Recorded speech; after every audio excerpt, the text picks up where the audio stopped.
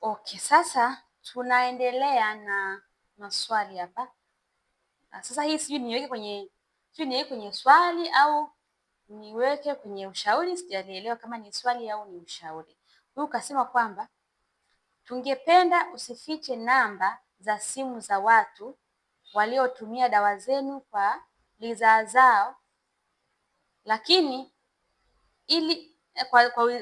ngoja nirudie swali vizuri. Nasema kwamba tungependa usifiche namba za simu za watu waliotumia dawa zenu kwa ridhaa zao, lakini ili tujiridhishe, maana gharama ni kubwa sana. Okay, sawa. Ni kama ushauri, ni kama swali, lakini naomba nilifafanue kidogo.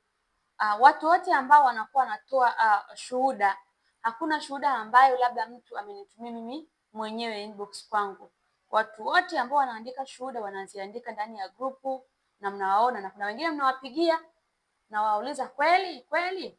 Kwa hiyo ni nzuri, ni vizuri kujiridhisha, lakini pia ushuhuda mzuri, naomba nishauri aliyetoa hii swali ni kwamba ushuhuda mzuri ni wako wewe mwenyewe. Ukishatumia dawa ndio unajua mwili wako ulivyokuwa mwanzo na sasa hivi unaendeleaje.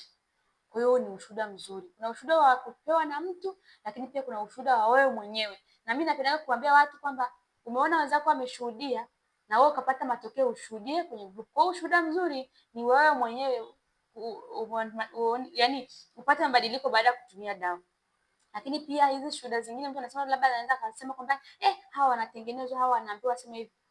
Hakuna hata moja. Hebu waulize wote wanaotoa mashuhuda kwenye group huku, wao wenyewe wametumia dawa na wao wenyewe ndio wanaandika kwamba wanaendelea vizuri. Kwa hiyo ni jambo jema sana.